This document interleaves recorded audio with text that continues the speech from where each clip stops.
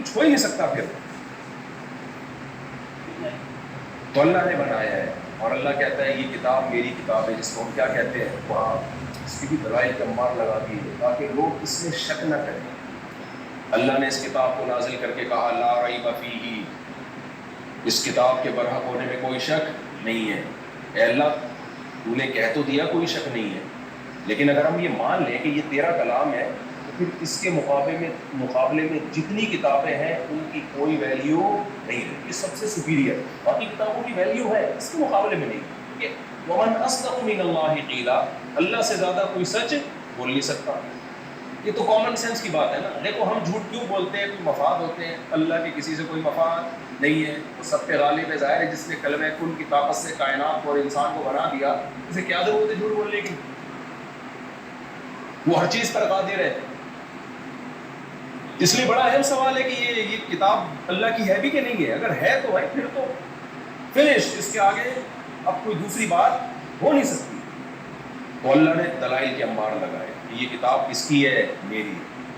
پہلی بات 1400 سال پہلے یہ نازل ہوئی ہے، اور پوری دنیا میں آپ سرچ کر کے دیکھو آج تک قرآن کے کسی نسخے میں کوئی ایک زبر زیر پیش کا بھی اختلاف بولو یہ ہو نہیں سکتا کسی انسان کی کتاب کے ساتھ. ہو نہیں سکتا، کیونکہ 1400 سال پہلے دعویٰ کیا انا نحن نزلنا الذکر وانا له لحافظون. اے نبی آپ غم نہ کریں.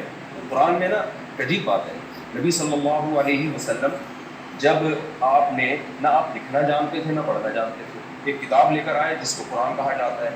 جب یہ نازل ہو رہی ہے تو مشرکین مخالفت کر رہے ہیں. تو اللہ نے کیا کہا؟ وَرَتِّلِ الْقُرْآنَ تَرْتِيلًا. ابھی چند آیتیں نازل ہوئی ہیں، ایک دو سورتیں نازل ہوئی ہیں، اور اللہ نے اس کا نام رکھ دیا القرآن. قرآن کا مطلب بے تحاشا پڑھی جانے والی. اس وقت جو لوگ ہوں گے وہ حیران ہوں گے بے تحاشا کہاں پڑھی جا رہی ہے، اسے تو کوئی سننے کے لیے تیار نہیں ہے. 4 آدمی ہیں جو سنتے ہیں تہجد میں، باقی تو سارے مخالفت کر رہے ہیں. اور اس کا نام کیا رکھا جا رہا ہے؟ بے تحاشا پڑھی جانے والی. نام جب شخصیت کے اگینسٹ ہو تو یہ مذاق ہوتا ہے کہ نہیں ہوتا؟ دیکھو آپ کا بچہ تھا، پیدا ہوا، قرآن کا نام قرآن اس وقت رکھا جب کوئی پڑھنے کے لیے اور سننے کے لیے تیار نہیں تھا. یہ نام کی سلیکشن انسان کی طرف سے نہیں ہو سکتی، یہ اسی ذات کی طرف سے ہو سکتی ہے جسے معلوم ہے کہ اس کے لیے سب سے زیادہ سوٹیبل نام یہی ہے اس کتاب کے لیے. کیونکہ دنیا میں جتنا اسے پڑھا جائے گا اتنا دنیا میں کسی کتاب کو نہیں پڑھا جائے گا. جتنا اسے سنا جائے گا اتنا کسی کتاب کو نہیں سنا جائے گا. جتنا اسے سمجھ کے پڑھا جائے گا اتنا کسی کتاب کو سمجھ کے بھی نہیں پڑھا جائے گا. جتنا اسے بے سمجھے پڑھا جائے گا اتنا کسی کتاب کو بے سمجھے بھی نہیں پڑھا جائے گا.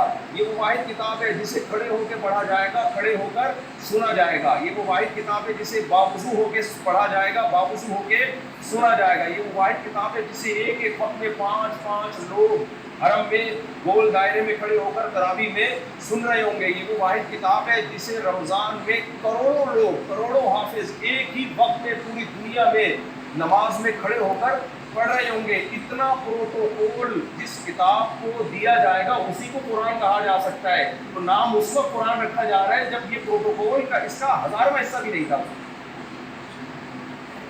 یہ اس کی